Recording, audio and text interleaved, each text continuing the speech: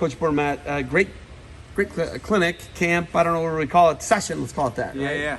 yeah. A little more advanced. There were some actually more novice kids than I thought there'd be, but coming in here when you get to work with kids who are like elementary, middle school, and to see their high level, what's that like? Well, for me, it's special because I spent so many years running the Overtime School of Wrestling and working with those age groups, and I love working with the college age group, but there's little parts I miss with these younger kids, and just, just the excitement they have. It's new for them, when a college coach walks in the room, their eyes light up, and they're learning some new things, and the questions they ask, all of it. It's a blast, and it was a special group in here today. Some of them were young, but they're skilled, and the junior high kids in here, I could tell they've had very good coaching. Very skilled group, special group. Guys, Seiko's facility at Defense Soap. Yeah. What do you think of this place?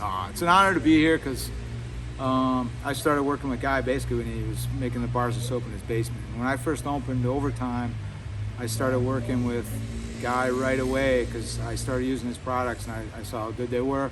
I constantly had those gallon pump jugs in the showers at the Overtime School of Wrestling, and I was one of his first kind of affiliate sales guys when he started, and I've been using the products ever since. So to see just the growth and to see what an unbelievable job Guy's done building this company, and to be here at this headquarters and this facility, really incredible.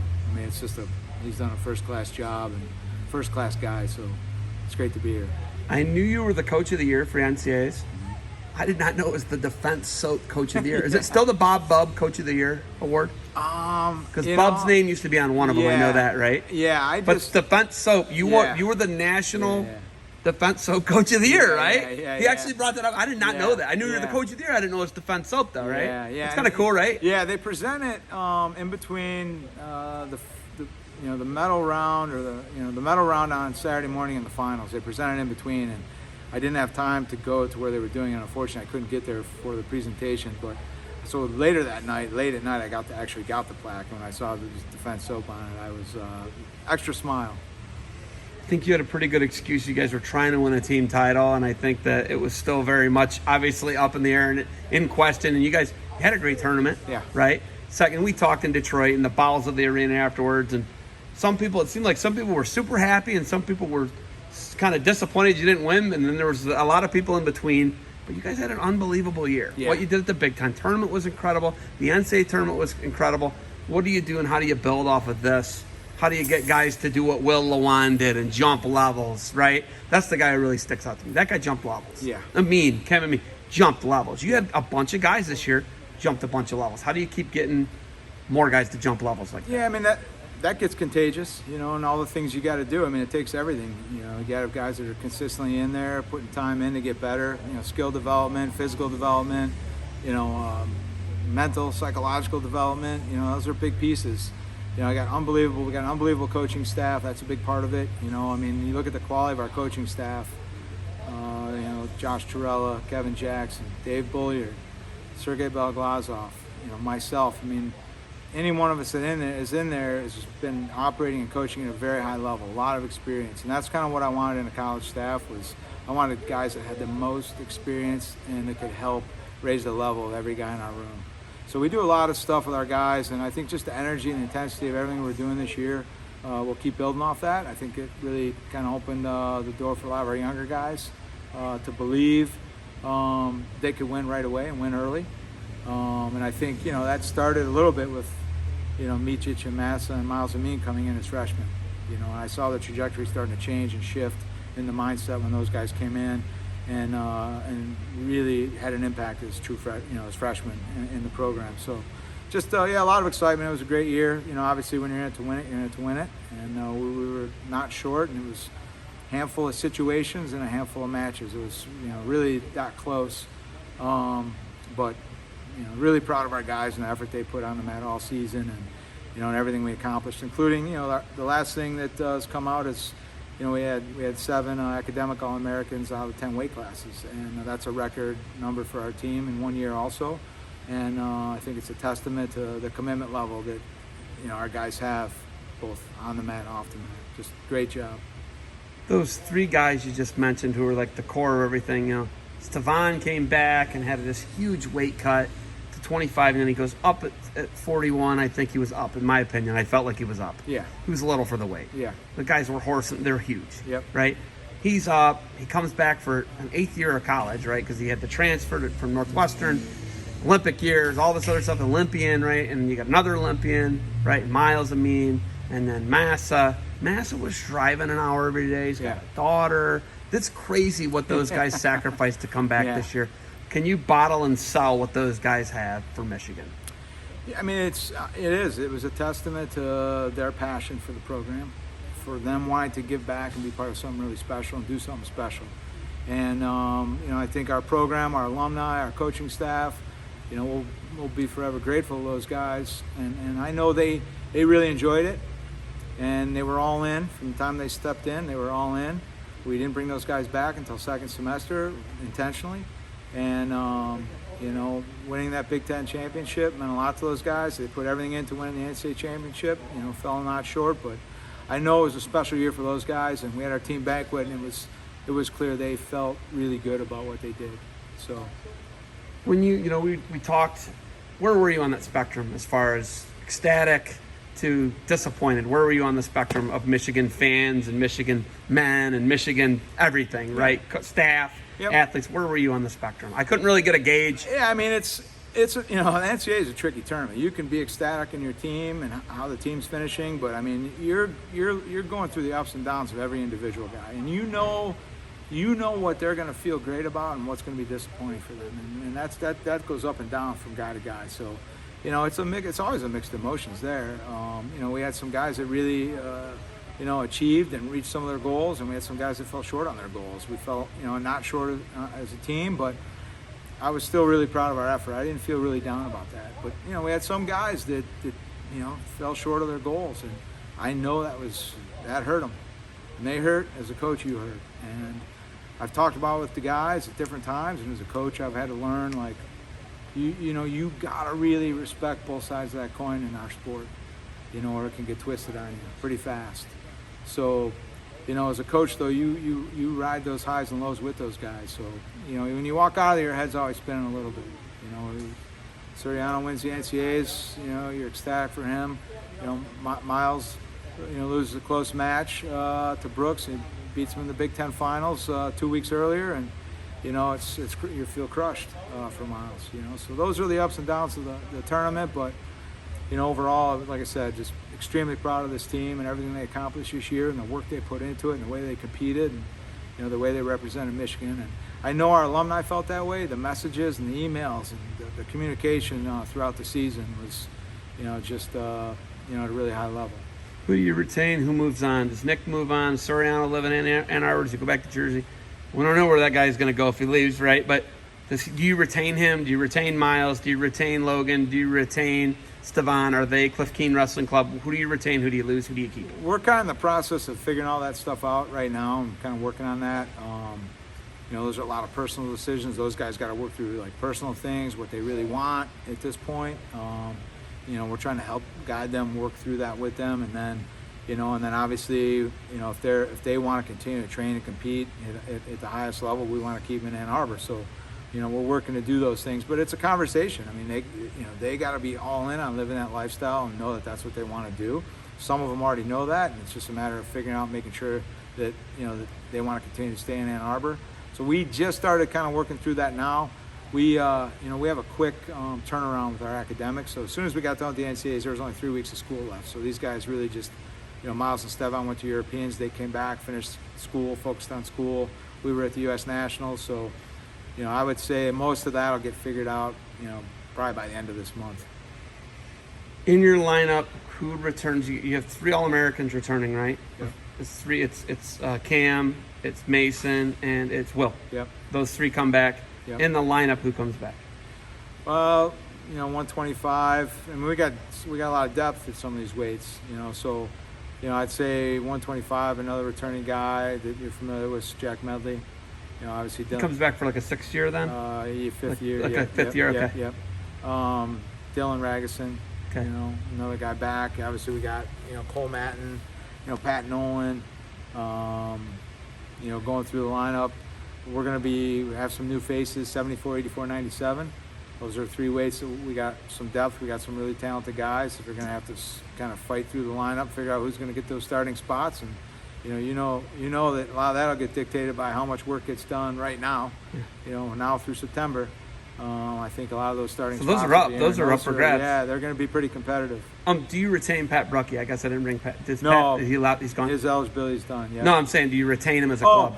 I think right now he's got a job lined up. He's back in Chicago. He's a Princeton grad got a master's. Yeah, really. He's got a good setup, right? Yeah, really. He did what wrestling's kind of like what you're supposed to do with it, right? Yeah.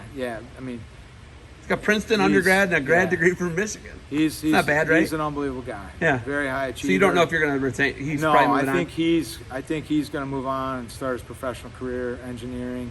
He's got a good job lined up back in the Chicago area, and I know he loves training. He loves the sport. I think he's been torn about that decision, and I just kind of left the door open, like, hey, get your transition going and get started. You get going, it doesn't feel right, you want to get back into wrestling because you only got a certain window to do that, call me immediately. So it's an open door, but I think for him his initial move and was to get back and start getting his career going. So from this year, to where you're a legitimate threat and in the lead at certain points in the NCAA tournament, you win the Big Ten title. Next year's probably not going to be that with the loss of those guys who've been there forever, who came back, and you lose 3 national finalists, a national champ, an All-American, and NASA, Brucky. You lose all those guys, right? So it's going to be kind of a building process back to trophy time, right? Yep. The building process is between now and the preseason. Like you're saying, you should be a trophy team next year again. We should be competing for a trophy again next year. I mean, that's the goal. That's the expectation. The focus has got to be on the work it's going to take to do that between now and then. And we got the guys that can do it. We got the talent in the room. We just got to have a really good, consistent summer of development in all areas, physically, mentally, technically. But I think the standard's pretty high for our program and what we expect and, our goals. And I think the guys that are returning have a lot of pride in the program, and they want to keep the performance level high. So, I think we just keep the momentum going. Okay, last thing I want to ask you about, and I don't know, this is probably going to be a total shift for you, but yeah. Listen, I got to learn about your daughter today. Yeah. Zoe Bormet, right? Yep. Zoe, okay, so my wife's a pioneer. Yep. Sister-in-law's a pioneers, right? Pioneers, that's right. That's Ann Arbor's public high school, directly caddy corner to the big house. Yep. That's where your daughter went to high school. Yes. So we're not making a joke. They're the Ann Arbor Pioneers. Pioneers. Your daughter's the #1 field hockey player in the state of Michigan. Only child. Talk about that and how does Sean Bormet have a field hockey player, freak of nature daughter who's now going to be going to Michigan, and how proud are you of that, and how has that process been for you and your wife? Yeah. Oh, it's been great. I mean, we're ecstatic. We obviously wanted her to make her own decision about where she was going to go to college, and we kind of pushed her to really look outside Michigan. We just weren't sure growing up in town there, and me being an alum and her growing up in Michigan the whole time, being surrounded by it. My wife got her PhD from Michigan. She works at the university as well, so she was entrenched in Michigan. So we wanted to make sure she looked around. She was kind of in that weird COVID class. Yeah, that's right. Because they kind of lost recruiting, so we were taking her places: Boston College, Northwestern. Iowa was really recruiting her hard. And at the end, I wasn't sure. She was kind of like between Boston College and Northwestern. But as she really got down to fall of her junior year, she had to make a decision. It was down to kind of like the final stretch, and she just said, "I love Michigan. I love the field hockey team here. I love the university. Everything I really want in a program, and the university is right here. And it's just a bonus that you guys would be here, and you can continue to follow and support the team." And so we were obviously super excited. She's gonna land it in Michigan, but it was important to us that was her decision. And field hockey's been interesting. I've really learned to love the sport. Didn't know, I followed a little bit when I was in college, but when we first moved back to Ann Arbor, Tom Keen's wife was running like the park and rec team, and that's how she initially started, was with Tom Keen's wife. Your daughter started field hockey in Ann Arbor. Yes. So it's like a 10-year-old, 8-year-old? Second grade. Probably third grade. Eight or 9 years old. Yeah. Just park and rec with Tom Keen's wife. Really? Yeah. And that's pretty organic. Yeah. And then she was doing that in soccer. And then as she got a little older, there's a really top club in the state of Michigan, Pinnacle Field Hockey. It was run by Nancy Cox. And Nancy Where Cox, is it? It's right in Ann Arbor. Oh, it's in Ann Arbor. And Nancy Cox used to coach at the University of Michigan. She actually was on the coaching staff when they won the national championship. 2001, Ryan Bertine's wife was the captain of that team. No way. So Ryan Bertine's wife was coaching and helping with the club. Where's Ryan at now? Ryan's right in Ann Arbor. He's in Ann Arbor? Yeah, Because he was in Chicago, I thought, for a minute. He was. And right after we relocated back to Ann Arbor, shortly after that, Ryan and his wife, they started having their family and they moved back to Ann Arbor as well. Okay. So she's been so fortunate to have just unbelievable coaching and be around some great people in the sport of field hockey. And as we started getting more involved, and I started to realize that even some of my friends from college, there was like a couple guys that I was friends with in college who were on the hockey team. They live in Ann Arbor, and their daughters were playing field hockey on the same club. So a lot of the road trips and a lot of the tournaments we'd go to, I mean, it was just such a fun sport for us because I had friends from college there. Their daughters were on the team with my daughter, and I've just really learned to enjoy the sport. So at this point, it's probably my, I got wrestling and field hockey. If I'm not at wrestling, I'm at field hockey somewhere, either with her or, watching and cheering on Michigan. Can you do me a huge favor when you get home? This is like a real thing. No sarcasm at all. Show your daughter the match with Beviser Saitia. Please. Yeah. Seriously. Yeah. If she wants to go to the Olympic route, because I think that they got to qualify to get into the Olympics, right? Field hockey has to It's like a selection process. Yeah, and it's like they got to qualify and play a bunch of group teams and Euro teams and North and South American teams, right? And they got to qualify. But your daughter's going to she's in, her trajectory is there. Her trajectory is Team USA, right? I know that's in her thought process. Yes. Let her know Dad knows the level, though. Oh yeah. I mean, that's the greatest. Sure. You wrestled the greatest freestyle wrestler in the history of Earth. Yeah. And you got. Why did you get screwed? Why did you get hosed in the match? Yeah. Well, you beat him up. I shouldn't have gave up those takedowns. Yeah, but it wasn't close. Yeah. I thought you dominated the guy. It was a good match. It was a good match. You won, but whatever. I mean, if you look at it, you lost. Somehow you lost. But seriously, you dominated the match against the greatest freestyle wrestler ever from Russia, Beviser Saitia. Show your daughter that. Can you do that for me? I'll do it. All right. You got anything else for me? No, just honestly, man, great to be back doing clinics down in Ohio. Our staff's been dividing, moving around, hitting these kind of places, but they got this is a great building that the guy built here for Defense Soap, and a special group of Ohio kids in here today, and I have no doubt there'll be some kids getting recruited out of this clinic. Well, man, it's always great to talk to you. When I'm in Ann Arbor next, I'm going to hit you up. I'll come over to Bonna, do some videos, hang out. Have you been to Ricewood yet? I have not. Oh, you got to come up. We'll get into the building, and then we got to get lunch at Ricewood. You're going to love it. I like to eat. I know. I know how to take care of you. All right. Hey, thank you for the time. Go Blue. Go Blue.